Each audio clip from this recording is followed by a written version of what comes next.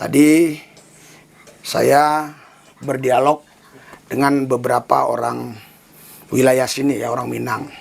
Puji Tuhan, di kata-kata yang terakhir saya katakan kepada dia, kalau memang kau bisa melakukan perbuatan baik dan perbuatan baikmu itu yang bisa menyelamatkan kau, silakan. Saya bilang gitu. Tetapi harus lewat jembatan Shirathul Mustaqim. Kenapa saya tahu? Karena saya dulu Muslim. Iya, terus dia kebingungan karena jembatan Shirathul Mustaqim itu seperti rambut di belah 7 kecilnya. Nah, terus kalau Bapak, dia bilang, tentu ada perdebatan-perdebatan lain, tidak perlu saya sampaikan di sini ya.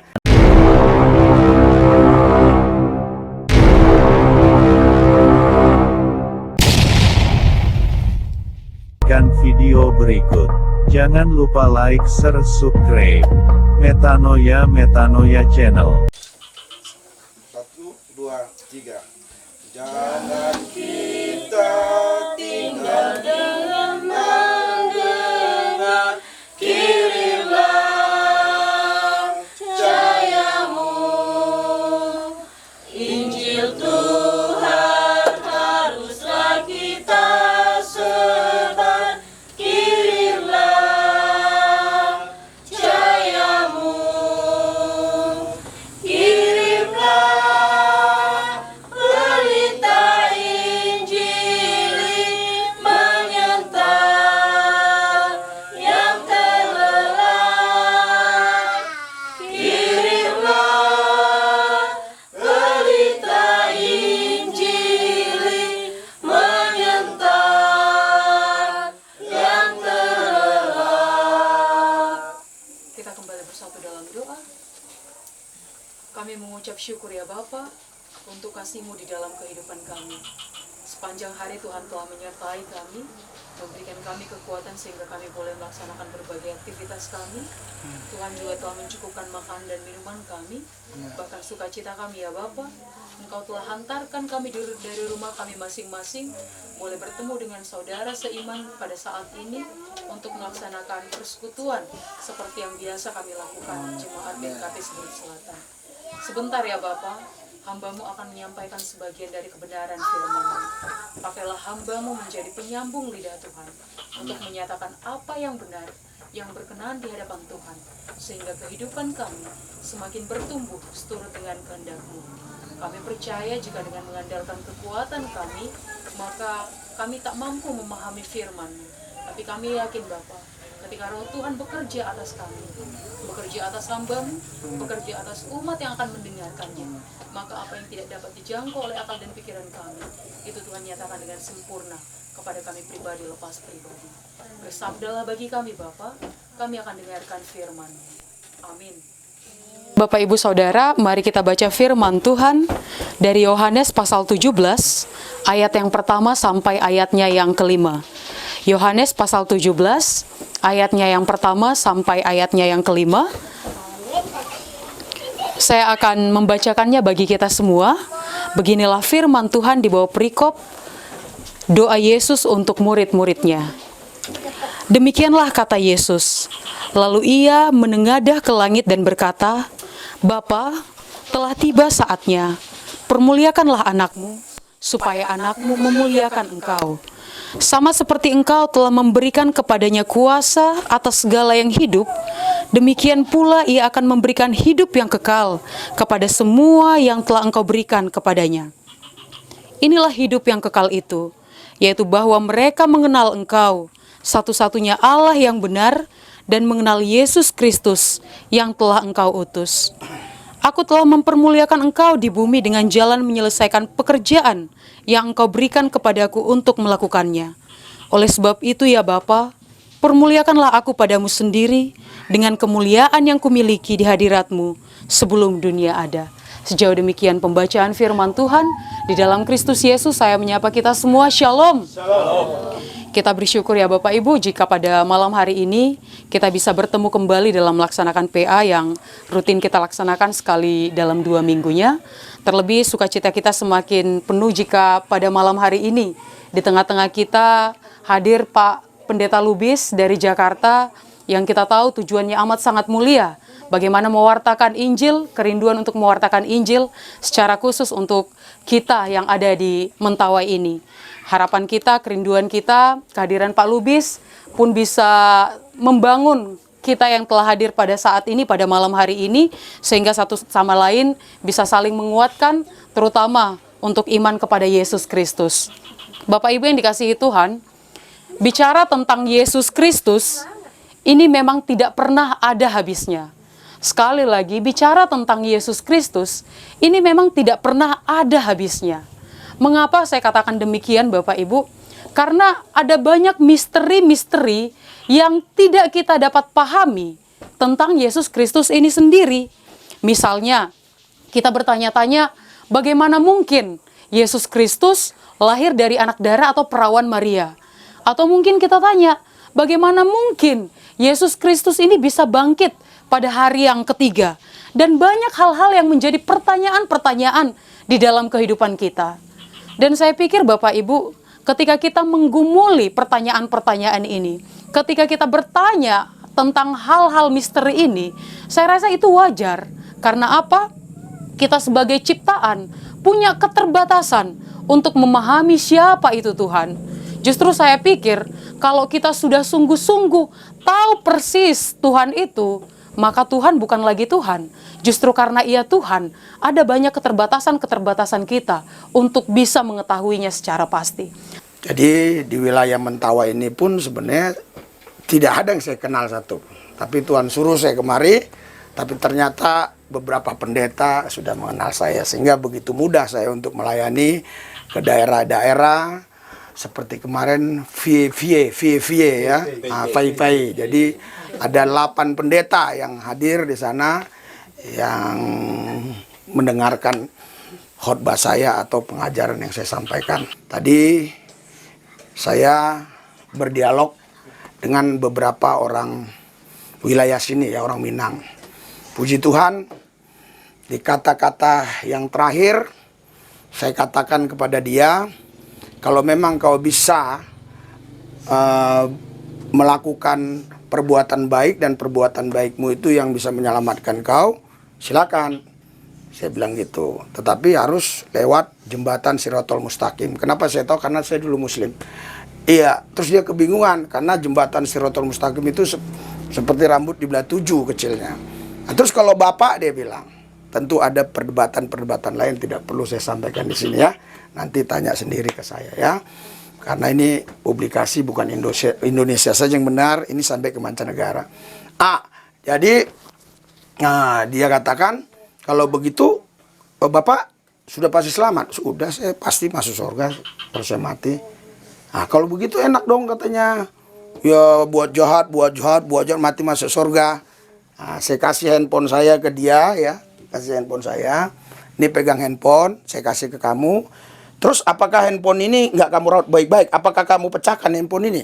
Apakah kamu biarkan ini jatuh? Kan kamu rawat baik-baik. Betul, saya rawat baik-baik. Demikian juga saya, karena saya sudah diselamatkan Tuhan Yesus, saya tidak akan mau melakukan dosa. Kenapa? Karena yang ditebus bukan dosa saya, yang ditebus sayanya.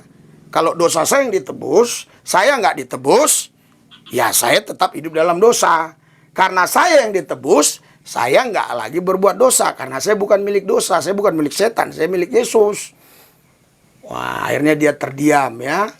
Terus banyak pertanyaan-pertanyaan lain lagi. Dia bilang, Alkitab sudah direvisi. Kamu nggak tahu Al-Quran berapa kali direvisi? Kamu nggak tahu Utsman pernah membakar Al-Quran semua? Saya bilang gitu. Ya, panglimanya perang Nabimu Muhammad, begitu ya. Dia kaget. Wih, ada itu, ada, saya bilang. Ya kan? Ya, kenapa saya bisa ngomong di sini? Karena memang ada. Makanya yang ada nggak apa-apa diomong. Yang nggak boleh itu yang tidak ada. Jangan diomong-omong ya. Yang ada diomong ya. Jadi singkat ceritanya, pembicaraan kami itu, dia katakan gini, Bang, minta nomor HP abang, katanya kan. Karena dialog ini akan berlanjut, yang jelas semuanya bisa terjadi. Kalau nggak abang yang mualaf, aku yang masuk Kristen, katanya kan gitu. Akhirnya saya kasihlah nomor admin kita ya, bukan nomor saya ya, supaya nanti dia bisa komunikasi dan saya akan layani dia. Jadi sebenarnya saudara, kita harus betul-betul ya mengenal Kristus itu dengan benar ya. Seperti yang disampaikan oleh Ibu Pendeta tadi ya. Kalau kita nggak mengenal dia dengan benar, memang gampang sekali kita disesatkan ya oleh orang-orang tertentu yang memang tujuannya ingin membawa kita untuk menyangkal Tuhan Yesus. Karena kalau kita katakan Yesus itu hebat, Yesus itu luar biasa ya, Yesus itu nabi, itu nggak ada masalah. Tapi ketika kita mengaku Yesus itu Tuhan, nah ini jadi masalah bagi banyak orang ya. Orang nggak ngerti ya. Nah, makanya banyak pertanyaan-pertanyaan disampaikan ke saya ya. Salah satu contoh, kok Allah teriak Allah, ya kan? Ya kan? Eli, Eli lama sabatani, kok Allah teriak Allah? Kalau Anda baik-baik baca Yohanes 14, waktu Yesus bertemu dengan Filipus, ya kan? Berbincang-bincanglah dia. Filipus tanya, tunjukkan Bapa itu kepada saya. Ini selalu kali ngomong Bapa, tunjukkan, gitu ya. Yesus bingung mau nunjukkan Bapa seperti apa. Dia bilang, loh, kamu nggak kenal selama ini engkau bersama aku. Kalau kau lihat aku, kau lihat Bapa. Karena Bapa dan aku adalah satu. Saudara, Bapa itu nggak mungkin bisa kita lihat. Karena itu roh, Allah itu roh. Yohanes 4 ayat 24, Allah itu roh. Tetapi yang di dalam Kristus itu roh Bapa itu sendiri. Makanya dia bilang, Bapa dan aku satu. Jadi gimana aku tunjukkan? Kalau kau lihat aku, kau lihat Bapa. Kan begitu. Nah, jadi kalau kita mau tahu roh itu ada 4. Yang pertama roh Allah, roh malaikat, roh setan, roh manusia. Ya, jadi kita ini rohnya roh manusia. Ya, kita ini rohnya roh manusia. Oke? Nah, sekarang contoh saya tanya nih. Bapak ini, Pak, sini Pak, diri Pak, sebentar Pak. Biar gampang dipahami, karena tidak semua orang kadang bisa cepat menangkap. Sini Pak. Nah, ini sana dikit ya. Nah, Bapak namanya siapa? Yasaro, Pak. Yasaro. Saya Rizky Lubis, Pak. Ya. Bapak manusia bukan, Pak? Manusia, Pak. Saya juga manusia kan? Ya. Loh, kenapa kita sama-sama manusia? Ciptaan Tuhan, Pak. Ciptaan Tuhan. Ciptaan Tuhan. Nah, ini jawaban seperti ini ya, yang kadang-kala nggak bisa dimengerti, dipahami oleh banyak orang. Kalau yang ciptaan Tuhan ya semua ciptaan Tuhan ya. Sampai kambing juga ciptaan Tuhan. Kenapa dikatakan dia manusia, saya manusia? Roh kami sama. Jadi manusia itu spesies roh. Saya merinding kalau manusia itu spesies roh. Jenis roh kita namanya roh manusia. Jadi roh kami ini roh manusia, ya. Apa bedanya dengan roh Allah? Apa bedanya dengan Yesus itu sendiri? Itu harus dipahami. Yesus tidak punya roh manusia. Ya. Yesus tidak punya roh manusia. Kenapa? Karena Alkitab bilang, Efesus 2 ayat 6 sampai seterusnya, yang walaupun dalam rupa Allah, dia tidak menganggap kesetaraan sebagai Allah yang harus dipertahankan, melainkan mengosongkan diri mengambil rupa manusia. Jadi Yohanes 4 ayat 24, Allah yang roh tadi, itu yang datang. Ya, itu yang datang ke bumi mengambil rupa manusia. Ya, jadi kenapa dia dikatakan Allah? Ya karena roh yang tadi itu datang mengambil rupa manusia. Amin. Haleluya. Nah, itu sebabnya dia berkata kepada Filipus, kalau kau lihat aku, kau lihat Bapa. Karena kau nggak bisa lihat Bapa. Ya, karena Bapa itu roh itu tadi, nggak bisa dia lihat Bapa. Ya kan? Tapi kalau kau lihat aku, kau lihat Bapa. Disitulah Filipus tidak bertanya lagi. Disitulah Filipus percaya bahwa Yesus itulah Tuhan. Haleluya. Iya. Jadi silakan duduk Pak. Iya. Kalau mau nemenin saya berdiri terus sih nggak apa-apa ya. Jadi bedanya, walaupun kita punya roh, bedanya kita roh manusia. Kalaupun kita terima Kristus Yesus sebagai Tuhan dan Juru Selamat, ya, kita menyatu dengan roh Kristus, tapi kita punya roh manusia. Tapi Kristus sendiri dia tidak punya roh manusia. Karena ketika itu Maria masih perawan suci, malaikat datang. Ya, malaikat datang, malaikat berkata, kau akan mengandung. Bagaimana mungkin saya bisa mengandung? saya belum pernah bersuami, ya. Tapi kata malaikat itu yang kau kandung adalah Roh Allah itu sendiri, Roh Kudus itu yang kau kandung. Jadi Roh Allah itu punya firman. Karena Roh Allah itu hidup, dia punya firman. Makanya kalau kita baca di Filipi di situ, ya, dia itu dalam rupa Allah, bukan berarti dia itu tidak bersama dengan firman-Nya. Jadi tidak terpisah. Dia tetap bersama dengan firman-Nya. Maka kalau Anda baca Yohanes 1 ini yang menjadi perdebatan yang selalu terjadi antara Islam dan Kristen. Ada orang Islam tanya saya, "Pak, kan yang jadi firman Yesus." Nah, itu dia ngambil di Yohanes 1 ayat 14. Yang jadi firman Yesus. Jadi kalian menyembah firman. Karena begini ya, Anda harus pahami, kita tidak boleh berdialog itu mencari perbedaan. Harus mencari persamaan-persamaan supaya nyambung. Saya nggak pernah lah saya kalau dialog sama mereka itu nggak nyambung ya. Dan juga kalau boleh saya katakan nggak kalah juga menurut saya seperti tadi. Akhirnya dia juga yang menyerah ya. Nah, dia jualan apa di sini? Jualan pakaian ya. Saya sebenarnya nggak ada tujuan untuk ke situ, tetapi entah kenapa bisa dialog ke sana. Jadi sering pertanyaan begini. Firman yang kalian sembah berarti. Karena begini, paradigma pola pikir rekan-rekan kita, saudara kita Islam itu, bahwa firman itu adalah perkataan Tuhan. Dan Allah itu sendiri. Ketika Allah berfirman, maka firmannya keluar. Tetapi di dalam diri Allah tetap ada firman. Contoh sederhana. Jadilah bumi. Dari firman kan? Betul nggak Pak? Kira-kira paham nggak bahasa saya? Iya, kalau nggak paham, saya cari topik yang lain. Karena memang ini perlu keseriusan. Ketika dia bilang, jadilah bumi. Bumi ya? Jadi. Jadilah langit, langit ya? Jadi. Terus jadilah ikan-ikan di laut, semua ya? Jadi. Inilah pola pikir paradigma mereka. Kalau kita menyembah firman, berarti kan itu semua juga dari firman. Diciptakan semua. Itu kan firman semua diciptakan. Itulah tidak pahamnya mereka. Kita harus baca Yohanes 1 ayat 1. Pada mulanya adalah firman. Firman itu bersama-sama dengan Allah. Kita nggak boleh langsung ke ayat 14. Baca ayat keduanya juga dengan pada mulanya adalah firman. Firman itu bersama-sama dengan Allah. Baru baca ayat 14-nya. Firman itu yang bersama-sama Allah datang ke bumi menjadi manusia. Berikan sorak-sorai buat Tuhan. Haleluya.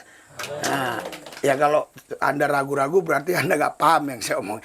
Jadi firman itu bersama-sama dengan Allah itu. Karena firman nggak mungkin terpisah dari Tuhan.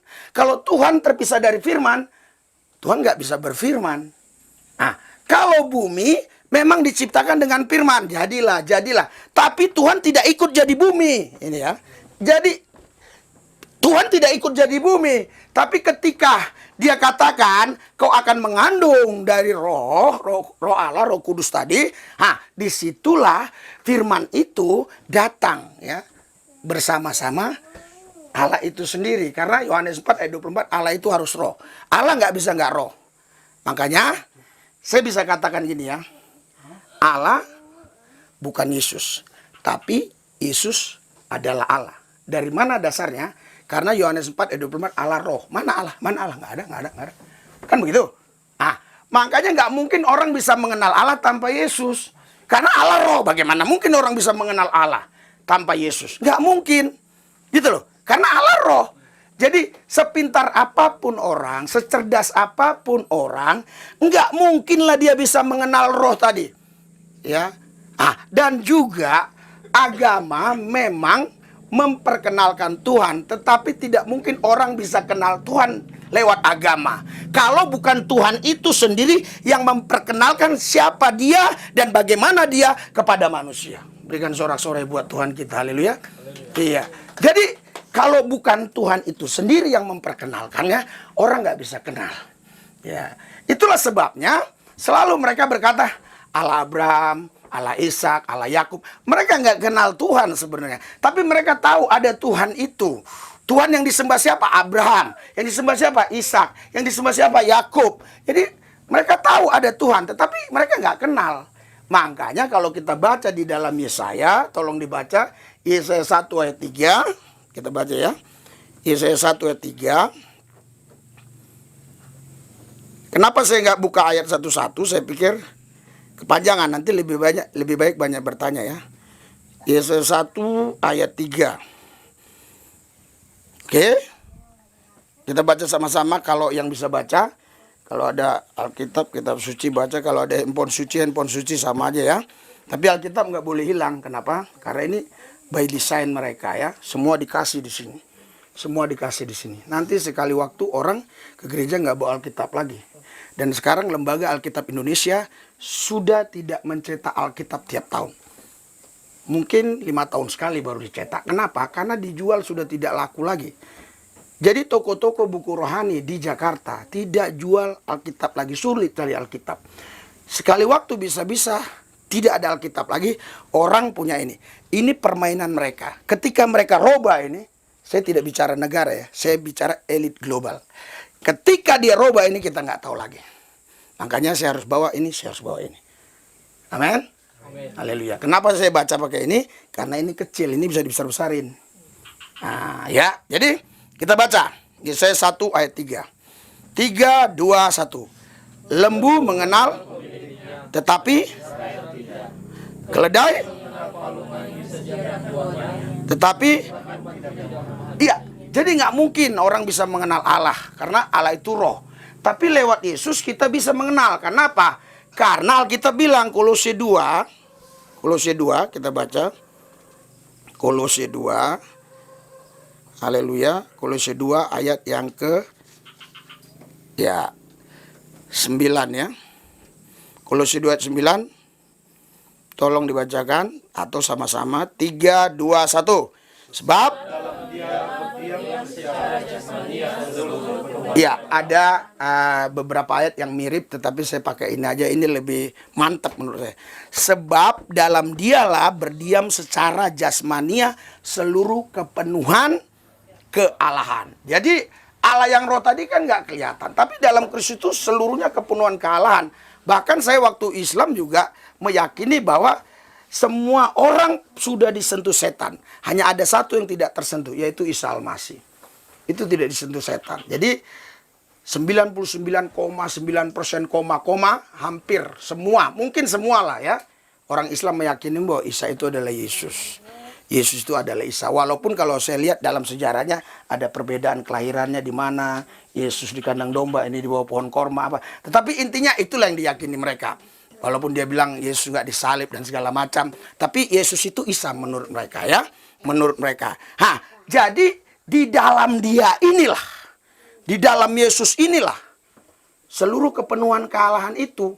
Makanya kita orang Islam dulu, saya waktu Islam, saya percaya karena itu diajarkan di madrasah aliyah sanawiyah. Saya percaya karena diajarkannya yang tidak pernah disentuh oleh setan cuma satu. Itu Isa. Kalau Isa itu Yesus, berarti Yesus yang tidak pernah disentuh oleh setan. Berikan sorak-sorai buat Tuhan kita. Haleluya.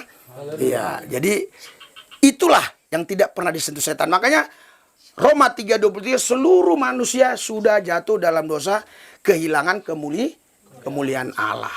Hanya satu yang tidak berdosa. Makanya mereka tanya lagi, kok manusia bisa tebus manusia? Itu harus bisa jawab. Karena 1 Petrus 3 bilang, kamu harus bertanggung jawab atas iman. Harus dijawab. Jangan bilang dari sono-sono lah, dari sono-sono lah. Gak boleh. Kita harus jawab. Ya, kita nggak boleh nggak jawab. Makanya kita harus belajar. Ya, supaya kita bisa jawab. Karena itu yang selalu dipertanyakan. Apa tadi yang dipertanyakan mereka? Manusia kok bisa menyelamatkan manusia? Memang manusia tidak mungkin bisa menyelamatkan manusia kalau manusia keturunan Adam yang pertama. Karena keturunan Adam yang pertama semua sudah jatuh dalam dosa. Tetapi kalau kita baca baik-baik 1 Korintus 15 tentang yang ibu tadi bilang tentang kebangkitan itu juga, itu di situ ada dikatakan tapi Adam yang akhir, ya, yaitu Yesus Kristus. Itulah yang tidak pernah berbuat dosa dan tidak ada dosa. Karena dia makhluk sorgawi, karena dia memang betul-betul datang dari sorga. Jadi dia tidak punya dosa. Makanya hanya manusia Yesuslah yang bisa menebus orang berdosa. Ya, tolong dipelajari, tolong dipahami, yang ditebus sebenarnya bukan hanya dosa kita, tapi kitanya yang ditebus. Kalau yang ditebus dosanya gini, Pak. Tolong berdiri, Pak, biar Bapak tahu. Ini dosa. Ini kan dosa nih. Dosa kelihatan nggak? Nggak. Jawab dong. Dosa kelihatan nggak? Tapi dosa ada kan? Nah, ini kan semua berkaitan dengan roh ya. Jadi setiap yang nggak kelihatan roh itu ya. Jadi ini dosa. Tetap dosa. Kalau dosanya yang ditebus, orangnya tetap di sini. Haleluya. Jadi tetap dia, posisinya tetap dia dalam kehidupannya yang lama, manusia lama. Karena dosanya aja kok yang diambil. Jadi umpamanya saya Yesus nih, yang saya tebus dia ini. Jadi kemana saya pergi harus ikut. Makanya kita kenapa dikatakan Kristen? Karena kita pengikut Kristus. Iya. Tapi kalau saya ya melihat waktu saya pelayanan di Tapanuli itu 10 meter pak tertua, 10 meter pak tertua, 10 meter mabuk orang, 10 meter mabuk, ya kan begitu kan? Apakah itu pengikut Kristus? Enggak kan? Silakan duduk, Pak. Terima kasih. Haleluya. Ya kan? Jadi mabuk. Ya. Nah, jadi tadi juga perdebatan kami itu, dia bilang gini, tanggal berapa kelahiran Yesus? Karena di Alkitab tidak ada dicatat tanggalnya. Sudah saya jelaskan juga ya secara detail, tapi dia minta bukti tanggal harus tercatat. Jadi gini, saya bilang, kenapa nggak dicatat tanggalnya? Karena dia Alfa dan Omega. Saya bilang Wahyu 1 ayat 8. Dia tak berawal, tak berakhir. Itulah sebabnya tidak berani menyatat tanggal itu. Karena Natal bagi kami seharusnya bukan tanggal 25 saja. Setiap hari kami harus Natal. Karena dia Tuhan yang tak berawal dan tak berakhir. Nah, akhirnya dia diam di sana ya. Tapi saya sudah jelaskan tadi kenapa itu jelas bulan 12. Karena pada waktu itu kan ada musim salju. Udah saya jelaskan karena saya kan pernah juga ke Israel. Jadi ini orang ya banyak pertanyaan, tetapi kita harus bisa jawab. Ya, harus bisa jawab. Makanya tadi yang ditebus itu sebenarnya bukan dosanya saja, tetapi manusia supaya manusia berdosa tidak menjadi hamba tapi menjadi hamba kebenaran, menjadi hamba Yesus, ya kan? Jadi kepenuhan kealahan di dalam Yesus. Jadi kalau kita sembah Yesus, makanya kita sebenarnya bukan menyembah yang lain, kita menyembah Yesus. Ketika kita menyembah Yesus, ya kita sudah menyembah Bapa karena Yesus dan Bapa itu satu. Disitulah semua. Makanya kita kan nama Allah kita siapa? Nama Tuhan. Bapa kan nggak punya nama, betul nggak? Bapa nggak punya nama. Itu begini, saudara. Bapa, kenapa dia nggak punya nama?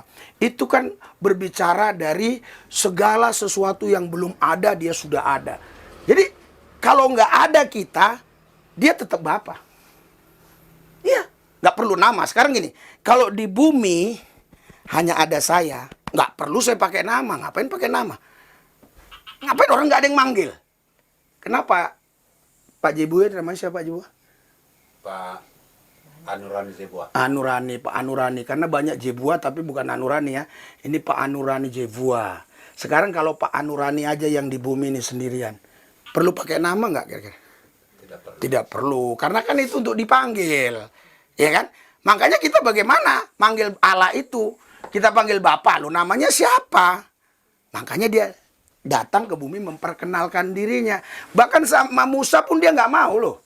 Siapa nanti kalau aku ditanya Tuhanku? Aku adalah aku, AYSRE. Aku adalah aku bukan menurut kau. Aku menurut aku. Kan begitu. Nah, tetapi di zaman anugerah, dia datang memperkenalkan dirinya. Ya kan? Dia kasih tahu, Bapa, namamu yang kau nyatakan kepadaku. Baca baik-baik Yohanes 17. Bukan yang kau katakan, yang kau nyatakan. Kenapa saya nggak baca satu-satu? Saya pingin ya cepat, nanti Ibu Pendeta akan kasih tahu ayat-ayat itu. Jadi di ayat 6, di ayat 26, Bapa, namamu yang kau nyatakan kepadaku. Kalau kita baca yuk, kalau gitu. Karena kulihat ada yang lihat gini. Benar nggak ini gitu ya? Sebenarnya lanjut aja gitu supaya Cepat biar nanti kalau yang bertanya ya. Seperti kita lihat Yohanes 14 ayat 26.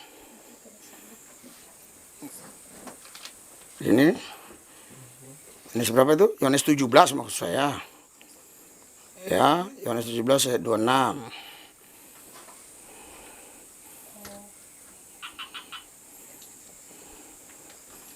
Ya. Ya, di ayat 6-nya ya. Di ayat 6 yang lebih yang saya maksud tadi. Di ayat 6-nya yang lebih jelas. Kita baca sama-sama di ayat 6. Ini kalau di Alkitab itu ada yang merah, ada yang enggak. Kalau di ini ya. Tapi kalau di Alkitab enggak. Kalau di itu menunjukkan ada hal-hal yang sangat penting ya. Kalau di ini di gadget ya. Ayo kita baca Yohanes 17 ayat 6. 3, 2, 1. Aku telah menyatakan namamu kepada semua orang yang kau berikan kepadaku dari dunia. Mereka itu dan kau telah memberikan mereka kepadaku dan mereka telah menuruti firman-Mu. Iya, jadi ini. Aku telah menyatakan namamu, maksudnya nama Bapa itu ya, kepada semua mereka. Menyatakan, bukan mengatakan.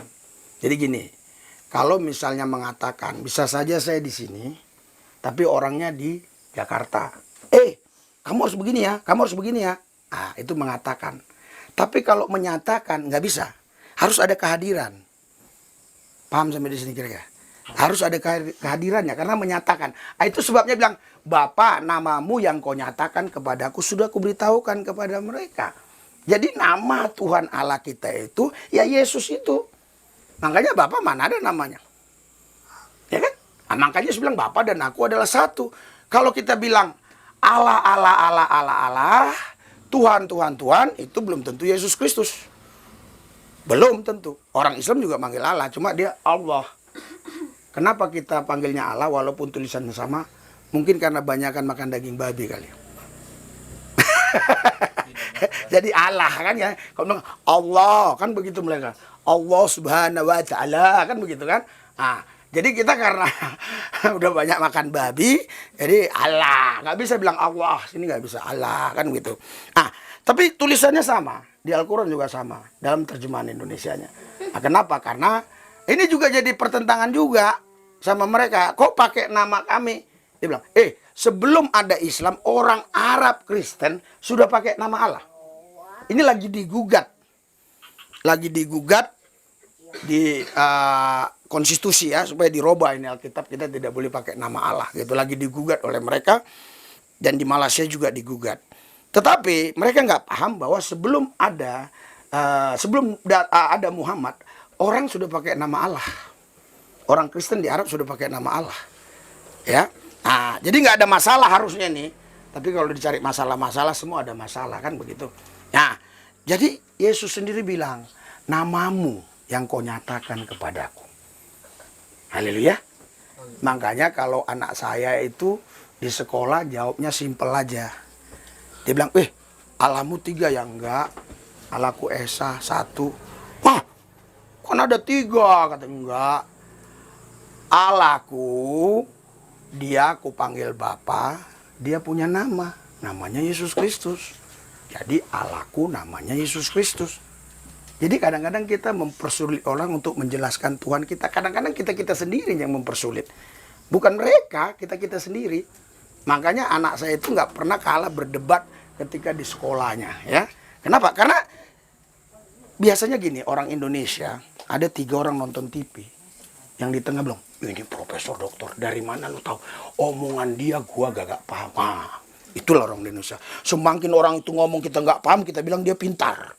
Gitu loh. Seharusnya orang cerdas mensederhanakan sesuatu yang sulit. Ini sulit, orang nggak bisa paham. Kita sederhanakan supaya orang bisa paham. Karena Alkitab bilang, Roma 10 ayat 9, jika kita percaya dalam hati mengaku dengan mulut Yesus Tuhan adalah, kalau kita percaya dalam hati mengaku Yesus adalah Tuhan, selamat. Jadi pusat fokus penyembahan kita sebenarnya Yesus itu. Jadi kalau kita mengaku di dalam hati kita, percaya dalam hati kita dan mengaku dengan mulut kita Yesus Tuhan, selamat. Jadi ngapain lagi dengan dengan muter-muter membuat orang pusing gitu loh. Nah, jadi anak saya didik sesederhana mungkin supaya mereka tidak murtad. supaya mereka tidak mualaf. Karena saya mualif ya, mualif. Jadi gini, kalau Kristen ke Islam mualaf, ya. Kalau Islam ke Kristen Murtadin. jangan, saya nggak mau dibilang murtadin, mualif. Iya, jadi kalau murtadin itu kan murtad dari kebenaran ya. Iya, itu bahasa mereka ya, bahasa mereka untuk memojokkan orang-orang yang tinggalkan nabi mereka gitu ya. Nah, jadi dibilang mualaf. Kalau saya mualif ya. Nah, jadi kalau kita mempersulit orang untuk mengenal Kristus, ya begitu terus terjadilah pemualapan. Saya bisa ke Mentawai ini 3 bulan yang lalu. Saya pelayanan di Aceh, terus ada seorang pendeta bilang, "Pak, seharusnya Bapak ke Mentawai. Kenapa? Banyak mualaf di sana." Hah? Iya. Berapa? Berapa ratus, nggak tahu saya. Wah, itulah jalan Tuhan, saudara. Ternyata memang pusatnya di sini. Saya udah 2 kali masuk itu Islamic Center itu, 2 kali masuk saya ke situ. Tapi mereka selalu diajak dialog kabur, ya kan? Nah, makanya tadi sama Pak Zevua saya naik mobil, saya bilang, saya kayaknya berat meninggalkan Mentawai ini. Kenapa? Karena saya harus memenangkan mereka. Ya minimal harus ada lah entah beberapa orang kayak 1, 2, 3 baru saya pulang. Itu di hati saya. Cuma istri saya suka telepon, video call. Tapi kalau saya pribadi, saya udah siap ya kan, melanglang buana kepanasan, ya udah, saya sudah siap untuk itu, untuk supaya banyak jiwa-jiwa dimenangkan bagi Tuhan. Amin. Nah, itulah kerinduan hati saya ya kan, kerinduan hati saya. Puji Tuhan ya. Ternyata di sini juga banyak orang-orang Kristen yang kenal saya, padahal saya tidak kenal mereka. Ya, dari mana mereka kenal? Ah, itulah teknologi canggih sekarang ya. Anda ketik aja Rizal Lubis pasti muncul lah. Ya, pasti muncul itu. Ya, jadi sekali waktu saya khotbah di salah satu gereja, ya di Tanah Karo, Kampung Semangat. Kalau kalian ketik Rizal Lubis muncul, saya turun dari mimbar. Saya diprotes oleh seseorang ibu. Ini sudah saya ketik Pak, nggak muncul. Saya cek nggak ada kotanya, saudara. Ya nggak bisa ya. Iya, harus ada kota ya baru bisa. Kalau nggak ada kota, sehebat apapun handphone saudara, secanggih apapun, nggak akan bisa, saudara. Tapi walaupun HP Anda HP biasa-biasa, kalau ada kota dia nyambung. Ya, nyambung dia ke sinyalnya kan, dapat sinyal kan. Nah, walaupun di sini memang agak susah ya cari sinyal ya. Makanya saya lihat kenapa orang Mentawai ini kadang-kadang kok wajahnya agak cemberut gitu ya. Jadi gini, ketika dia pun nggak ada sinyal, jangan gitu. Saya sering kok sama pendeta kemarin berapa kali. Dia sih, udah sampai di mana kok? Aduh, nggak ada lagi sinyal. Aduh. Nah, kan begitu kan? Iya. Jadi makanya banyak mereka yang kalau di Jakarta pasti di mana-mana ada sinyal, pasti ada. Nggak mungkin nggak ada di mana. Betul, kalau di Jakarta di mana-mana ada. Nah, kalau di sini kan jalan 3 meter pun bisa nggak ada. Nanti pindah aja kita melangkah 1 langkah, ada di sana. Makanya saya kalau cari sinyal gini-gini, ada car, ada dan ya, ada. Iya, untung Tuhan kita dahsyat ya. Dia nggak perlu pakai sinyal handphone, dia ada di mana-mana. Sempat dia harus ada sinyal, waduh sulit lah kita ketemu Tuhan ya. Nah, jadi namamu yang kau nyatakan kepadaku. Timbul pertanyaan lagi. Yesus Tuhan nggak, Pak? Yesus Tuhan nggak, Pak? Berdiri, Pak. Nah, ya. Yesus, karena persoalannya di sini di Yesus saja. Kalau kita hanya panggil Allah, Tuhan nggak ada masalah. Tapi kalau udah panggil Yesus, karena roh antikristus, saudara, itu marah, ya. Karena anti Yesus itu, waduh banyak kali di Indonesia ini. Nah, sekarang Yesus Tuhan bukan, Pak? Yesus Tuhan, Pak? Tuhan bisa mati nggak, Pak? Yesus mati nggak, Pak? Mati. Yesus Tuhan nggak, Pak? Tuhan bisa mati nggak, Pak? Yesus mati nggak, Pak? Loh, kata Bapak tadi Tuhan nggak bisa mati. Gimana sih Bapak ini ngomongnya bolak-balik? Ya kan? Tuhan nggak bisa mati, ya kan?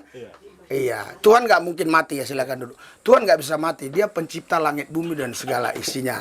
Nah, seperti yang Ibu Pendeta katakan tadi ya. Mari kita baca dulu Efesus pasal 2 ayat 15 ya. Tuhan nggak mungkin bisa mati, mana bisa mati Tuhan. Ya, ayat yang seperti ini yang sama artinya, walaupun berbeda kalimat kata-katanya, tapi artinya sama. Ada beberapa ayat, tentu nggak usah kita baca semua ya. Karena Anda juga nggak mau catat. Kalau Anda catat betul-betul, saya baca semua. Oke, Efesus 2 ayat 15. 3, 2, 1. Sebab dengan matinya sebagai manusia, ya, ia telah membatalkan hukum Taurat dengan segala perintah dan ketentuannya untuk menciptakan keduanya menjadi satu manusia baru di dalam dirinya, dan dengan itu mengadakan damai sejahtera. iya, jadi Tuhan nggak mungkin mati ya. Dia yang mati itu adalah manusia Yesus. Tapi Allah nggak mati, Tuhan nggak mati. Makanya dibilang Eli, Eli lama sabatani. Jadi roh itu, roh Bapa tadi, Allah itu meninggalkan dia. Yang mati manusianya. Ya, Allah nggak mati. Siapa bilang Yesus bangkit pada hari yang ketiga? Saya bilang. Saya mau buktikan Yesus bangkit itu juga detik itu. Jadi kenapa dia nggak bangkit waktu disalib?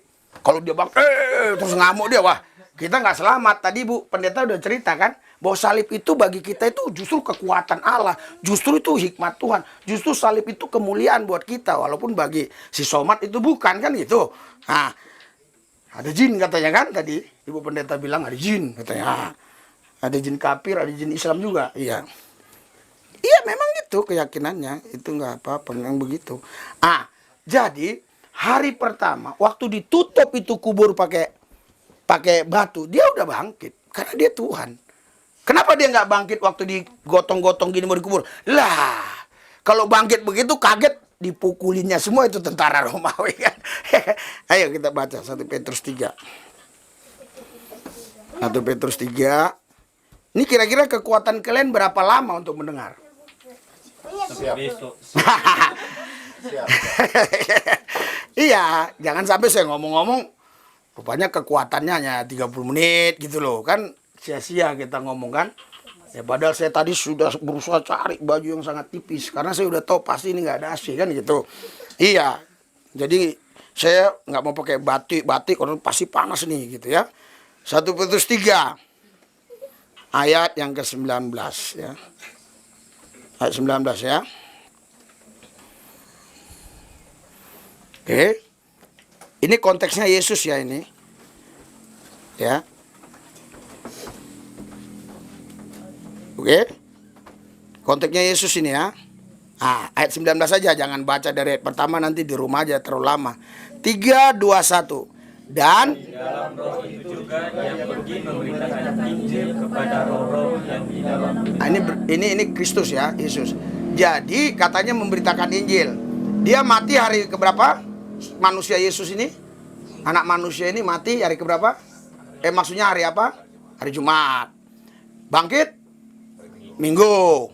Nah, banyak orang bilang, belum 3 hari dong. Orang Yahudi nggak ngitung pakai, mereka hitungannya bukan jam, hitungannya hari. Jumat, Sabtu, Minggu. Jadi dia bangkit hari ketiga, hari Minggu. Di sini selama 3 hari dia katanya pergi memberitakan Injil. Baca ayat 20-nya. Ayat 20.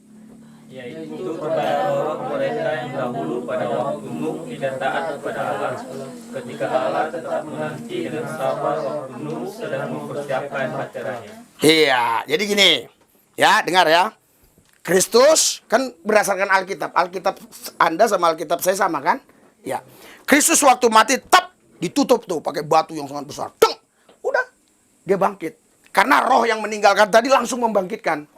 Sebenarnya Kristus membangkitkan dirinya sendiri sebenarnya. Cuma kalau itu sulit dipahami kan. Dia membangkitkan dia sendiri karena roh dia sendiri yang membangkitkan dia. Nah, dia bangkit. Makanya kalau Anda baca di Kisah Rasul 16 ya. Ayat yang coba kita baca loh. Nanti baru kemarin ya. Kisah Rasul 16 ya. Kisah Rasul 16 ya. Ayat yang ke-7. Oke, Kisah Rasul 16 ayat 7. 3, 2, 1. Dan Tibanya di Misia, mereka mencoba masuk ke dalam daerah Bitinia, tetapi tetapi Roh Yesus. tidak mengizinkan. Ini tidak ada satu ayat pun sebelum kebangkitan Yesus. Ayat seperti ini tidak ada. Tidak ada, satu ayat pun tidak ada. Kita baca Roma lagi, Roma 8. Roma 8. Ya. Roma 8. Kenapa saya tidak sistematis begitu? Nanti ngantuk. Kalau nggak diselingi dengan kesaksian gitu loh. Yang mungkin bisa mendengar mungkin kayak Ibu Pendeta aja mungkin yang kuat. Yang kayak gini kan kalau nggak dibareng-barengi dengan realita-realita hidup mereka ngantuk kan. Ini Roma. Ya, pasal 8 ayat 9. Oke.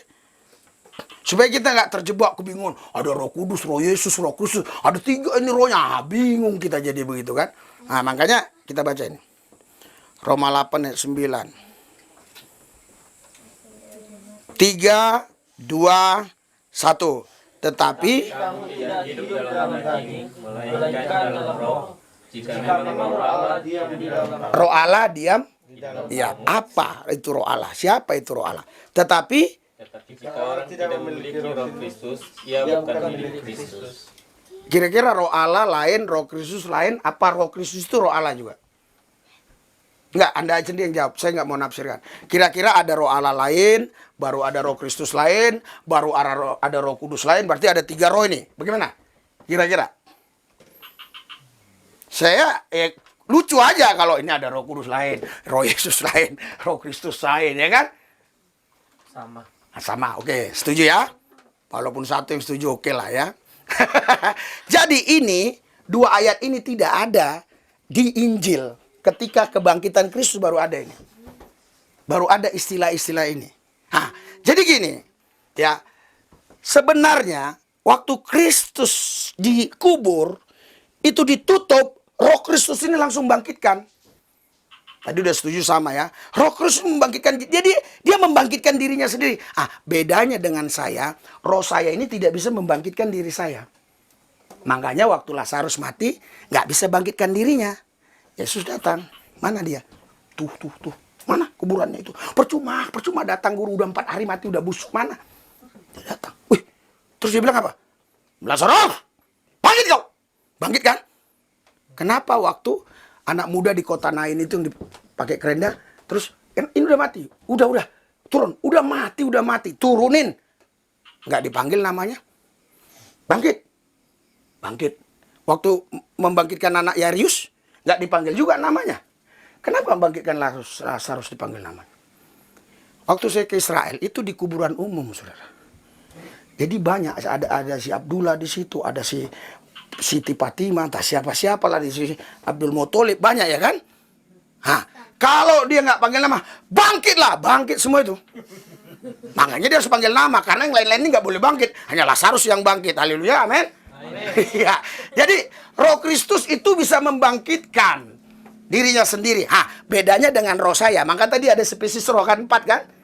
Itu bedanya dengan roh kita. Karena roh manusia memang bisa kepenuhan Roh Kudus, Roh Allah, tetapi roh manusia tetap ada. Roh manusia nggak bisa bangkitkan dia sendiri. Roh Kristus bisa. Makanya waktu ditutup dia bangkit. Waktu saya khotbah dengan judul Yesus bangkit, detik dia dikubur. Hari pertama itu, semua pendeta pada begini, bingungan kan? Dia bangkit dari kematian detik itu juga dikubur. Tapi bangkit dari kubur sampai terdorong itu batu hari ketiga. Bukan mati dia dikubur, dia hidup. Karena dia Tuhan Allah. Gak mungkin dia bisa mati 3 hari di situ, gak mungkin. Iya. Terus Yesus dibunuh tentara Romawi, matinya tidak ada. Itu hoax.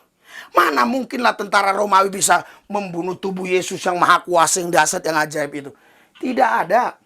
Anda baca di Matius 27 nih. Matius 27. Saya rasa ini, saya yakin Anda nggak dengar yang seperti ini. Mungkin ya. Tapi kita harus bisa menjawab mereka itu. Ya. Terus Kita lihat di sini. Ayat yang ke ya. Ayat ke berapa tadi? Saya udah lihat. Setelah ini ya. Ini ayat 50. Matius 27 ayat 50. Saya sebenarnya nggak mau nyampaikan ini tadi, mau nyampaikan ke saya. Tapi ibu ini kan berkaitan dengan pengenalan akan Yesus itu kan. Karena ini yang membuat orang banyak mualaf sebenarnya. Karena ya itu tadi, nggak mau tinggal di hadirat Tuhan. Ya. Berdoa aja nggak mau pagi-pagi. Padahal Yesus berdoa pagi-pagi kan. Setelah, dan kalau di Islam itu ada 5 sholat ya, satu hari. Itu azannya yang 4 itu asar, lohor apa, itu berbeda dengan azan subuh. Bedanya di mana? Azan subuh ada beda dengan azan-azan lain. Di azan subuh itu di terakhir ada yang beda gini.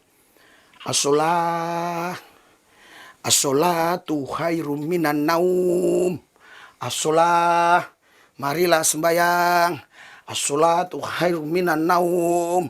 Lebih baik sembayang daripada tidur. Tapi datang orang Kristen, lebih baik tidur daripada sembayang. Ya makanya hancur terus. Ya kan? Ada nggak jam 4 pagi nih doa? Bangun pagi doa. Kami di rumah jam 4 pagi, anak saya yang TK B itu juga ikut doa. Nanti saya kasih videonya dia doa. Ikut doa. Jadi jam 4 pagi semua bangun. Mereka siap-siap dulu, minum dan segala macam, doa.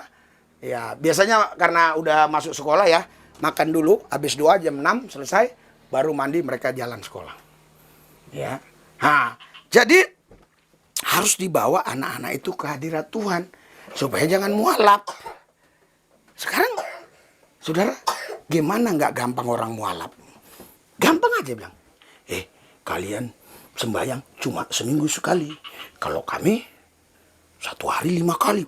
Lebih mantap dong. Ya kan? Bener kali orang ini ya. Betul-betul agamanya kan begitu kan? Nah, lihatlah itu. Pakai ke gereja, pakai rok mini. Wah, lihatlah itu. Di atas sejengkal roknya. Nah, kalau kami tertutup. Wah, itu dari situ biasanya. Wah, lihatlah itu. Kalian ke gereja. Ya kan? Sepatu habis nginjak tai anjing, masuk aja ke gereja. Ya kan? Kami nggak boleh, harus dilepasin dulu, harus kudus, harus suci, wah harus wudhu dan macam-macam. Terpengaruh lah, selain mungkin ada yang lain-lain lah ya, ada yang lain-lain. Jadi di sini Yesus menyerahkan nyawanya. Yesus berseru pula dengan suara nyaring lalu menyerahkannya, nyawanya. Jadi dia bukan mati karena ditombak oleh tentara Romawi. Dia disiksa oleh tentara Romawi. Tapi kalau dia nggak mau menyerahkan nyawanya, Yesus nggak mungkin bisa mati. Berikan sorak-sorai buat Tuhan Yesus yang dahsyat. Haleluya. Kalau Yesus mati gara-gara tentara Romawi, berarti dia tidak rela menebus saudara. Dia tidak ikhlas menebus saudara. Dia tidak tulus menebus saudara. Sama dengan saya. Kalau saya disiksa, dibunuh, mati, saya nggak tulus. Tapi dia menyerahkan. Seandainya dia nggak menyerahkan, nggak mati-mati. Karena nggak mungkin makhluk dengan pencipta bisa membunuh pencipta kalau dia nggak menyerahkan. Dia menyerahkan nyawanya. Makanya di Yohanes bilang, gembala yang baik menyerahkan nyawanya bagi domba-dombanya. Berikan sorak-sorai buat Tuhan. Haleluya. Nggak terbiasa ya, nggak apa-apa. Haleluya. Sebenarnya tangan kita untuk tepuk tangan. Ya, jadi ada orang kan tepuk tangan gini. Nah, nggak bisa kan, harus ada 2 kan. Iya kan? Kadang-kadang nyanyi juga gitu. Saya kemarin bilang, ini pendeta bohong semua ya. Aku bilang, kenapa? Ku angkat tanganku, tapi nggak diangkat-angkatnya. Wah, kan ada nyanyian-nyanyian mereka gitu kan, orang karismatik gitu kan. Ku angkat tangan. Aku lupa lah lagu apa ya, kata-katanya semua. Tapi intinya ku angkat tangan. Kan nggak ada yang angkat. Ku sujud menyembahmu, nggak ada yang sujud. Gini semua. Kalau saya benar, kalau bilang saya sujud menyembahmu. Yesus juga sujud. Ku angkat tanganku. Saya betul kalau menyembah Tuhan. Makanya bisa 3-4 jam. Heran orang. Ngapain aja lah 3-4 jam doa. Ini kan begitu. Makanya Yesus bilang. Sama murid bilang, tidur mulu kau, tidur. Tidak tahankah kau 1 jam saja berjaga? Jaga. Jadi untuk kelas apa? Kalau tinju yang paling bawah kelas apa? Nah, itu 1 jam cukup. Tapi kalau udah kelas berat, janganlah. Kayak Pak Jibua ini udah 6 jam harusnya. Kayak Bapak Ibu Pendeta harusnya udah 6 jam karena udah kelas berat kan. Iya, kenapa orang nggak bisa? Ya bingung dia apa yang mau di... Aku bingung Pak katanya. Kok Bapak bisa berdoa sampai 3 jam? Aku udah doa buat pemerintah, udah doa buat orang tua aku, udah 15 menit udah habis Pak. Ada lagi yang doa seperti Tuhan Yesus, Engkau tahulah semua segalanya. Amin. Iya kan? Karena dia nggak merasakan. Gimana sih kalau orang nggak merasakan? Ya kan? Betul nggak adik-adik? Betul ya?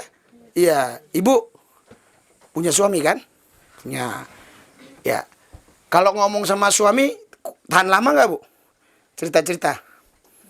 Tahan Bu? Ada karena istri-istri sama suami orang dia kuat lama ngomong. Tapi sama suami. Iya kan? Ada gitu orang Kristen bertuhankan Yesus. Tetapi kalau di hadirat Yesus dia nggak kuat. Tapi giliran di hadirat yang lain, wow, ngerumpilah, pergilah ke berhala kemana-mana. Wow, kuat kali dia. Kuat kali itu. Iya, babi lah dipotong di atas gunung, tak macam-macam. Iya, kita belak-belakan aja, ya kan? Di hadirat Tuhan nggak tahan. Haleluya. Makanya Yesus nggak dibunuh ya. Dia menyerahkan dirinya. Jadi kalau ada orang tanya, Anda harus bisa jawab maksud saya. Ya kan? Jawabnya begini. Tadi dia mau berkelit itu.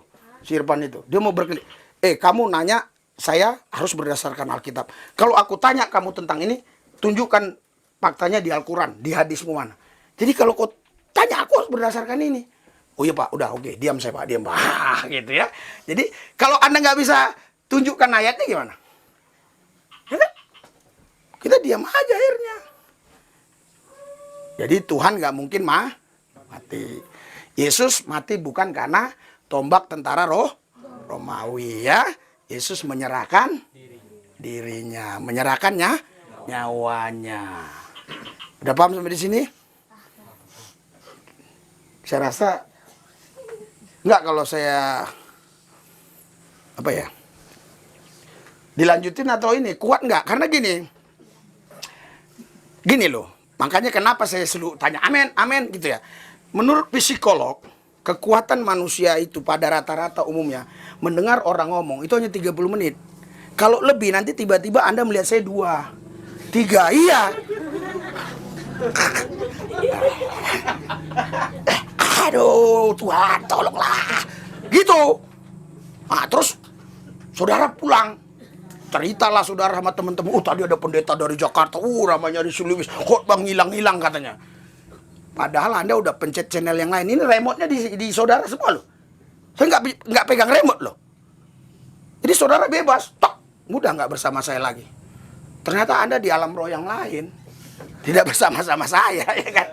Cuma badannya di sini, pikirannya, hatinya entah kemana-mana gitu loh, iya kan? Nah, makanya saya tanya gitu. Makanya saya bilang, amin. Ya, itu supaya rohmu jadi gak tidur. Makanya saya kemarin khotbah itu 9 pendeta, ya 10 kalau saya nggak salah. 2 jam loh saya khotbah di VVVP. Nah, 2 jam. Nggak ada ngantuk. Nggak ada ngantuk. Bukan mereka nggak orang-orang sekolah teolog. Nggak ada ngantuk.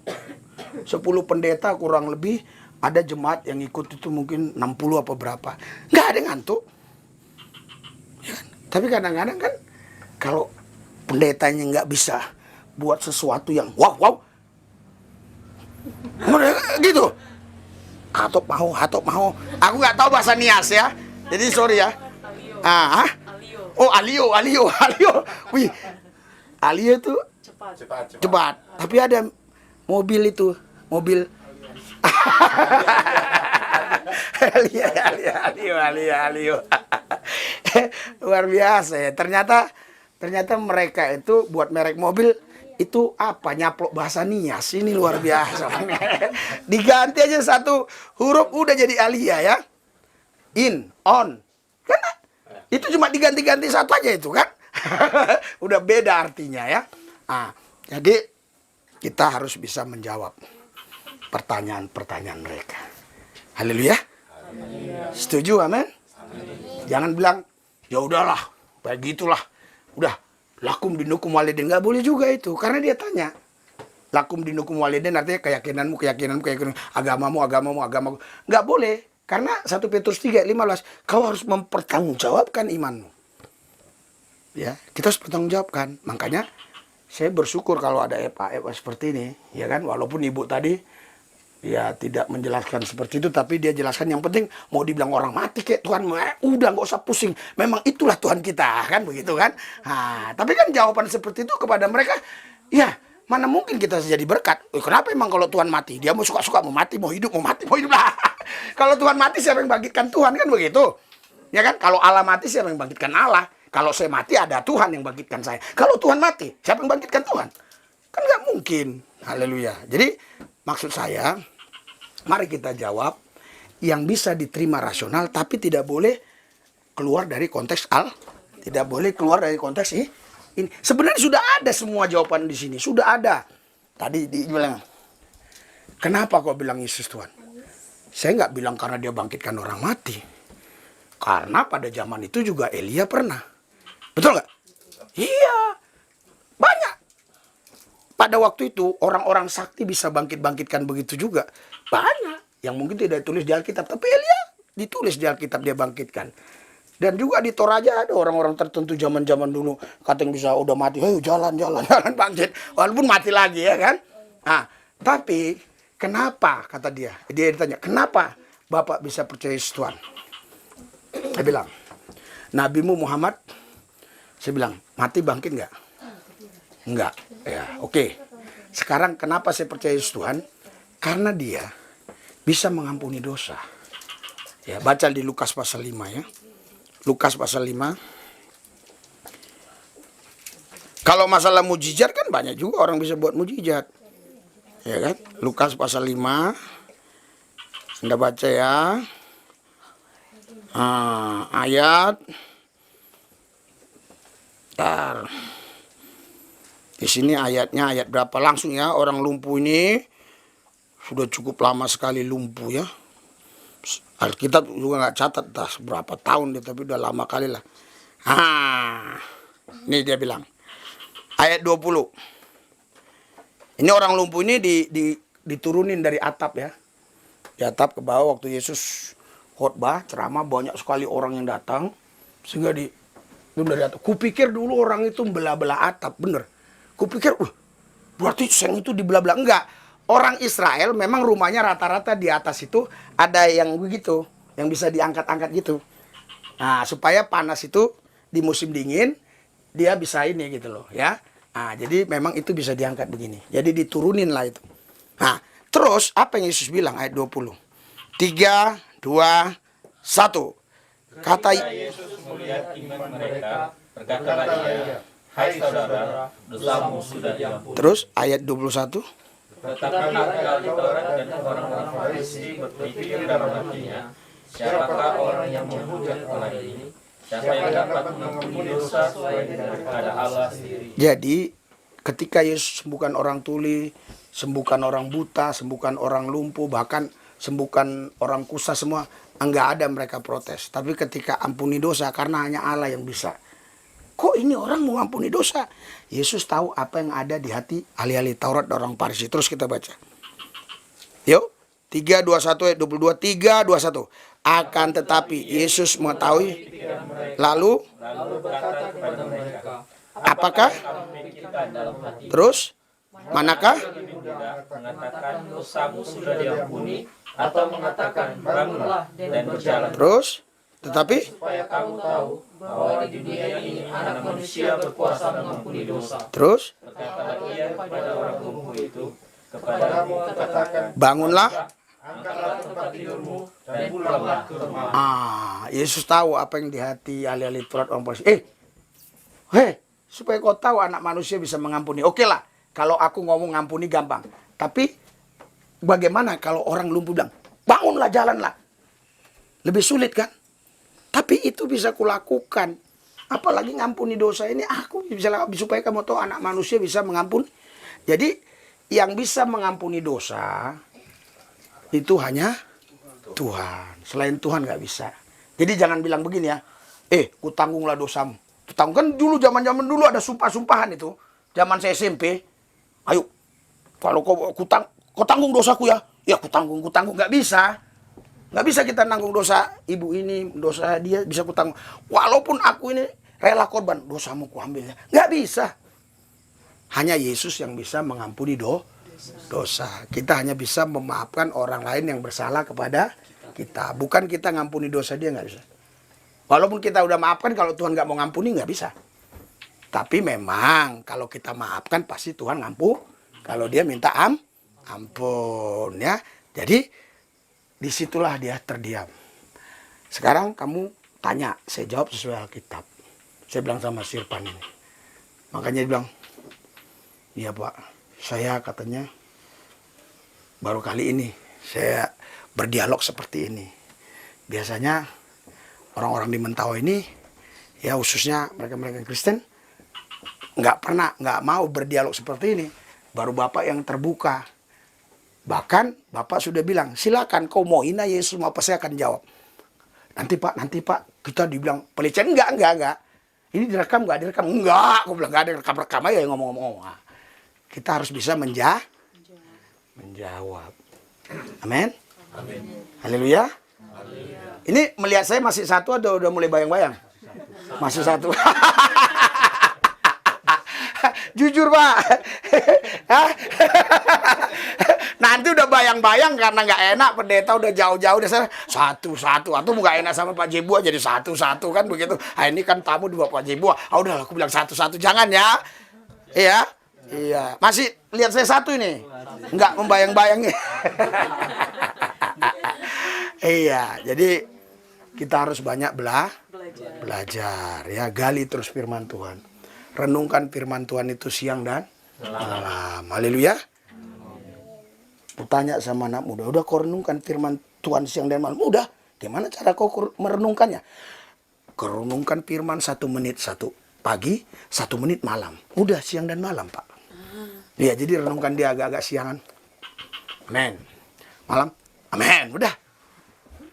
Jadi harus direnungkan. Sungguh-sungguh diimajinasikan. Iman itu dari apa sih?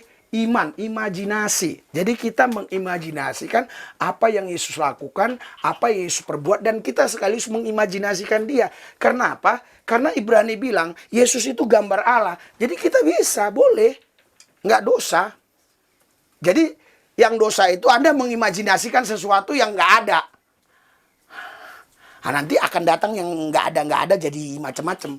Tapi kalau Anda sudah mengenal Yesus, mengimajinasikan dia, waktu disalib seperti apa? Tuhan, kau baik. Nggak apa-apa. Karena memang kisah itu ada ya. Bukan kita ada-adain ya. Memang ada. Nah, jadi yang sulit saya dulu. Saya dulu kan Allah itu goib. Allah itu goib. Nggak boleh mengimajinasikan Allah. Nggak boleh. Nah, sekarang kalau kita mengimani sesuatu. Misalnya gini. Saya mengimani bahwa ini punya kekuatan. Ini. Saya kan harus mengimajinasikan ini. Ya, saya imajinasikan. Datanglah hijau-hijau kan. Jadilah saya sakti kan begitu. Walaupun dari kuasa kegelapan ya. Nah, jadi iman itu imajinasi. Jadi Anda nggak mau mengimajinasikan Tuhan. Bagaimana Anda bisa mengenal dia? Ketika Anda mengimajinasikan dia, memvisualisasikan dia, memang bukan kita yang buat. Memang dia sudah ada seperti itu. Kita visualisasikan sehingga nyata dia di sini kita. Itu sangat luar biasa, saudara. Haleluya. Pengalaman seperti itu nggak bisa digoyahkan. Sekarang begini. Kenapa saudara sampai hari ini tetap bertahan mengatakan gula itu rasanya manis? Saya yakin kalau Anda juga saudara dibuang ke satu daerah, orang bilang itu pahit gula, pasti saudara tetap bilang manis. Kenapa? Karena saudara sudah merasakan. Sekarang gini, seluruh dunia ini mengatakan gula pahit, saya tetap bilang manis. Karena udah saya rasakan. Jadi seluruh dunia ini bilang Yesus bukan Tuhan, saya tetap bilang Yesus Tuhan. Tahun 1996, dia menjumpai saya.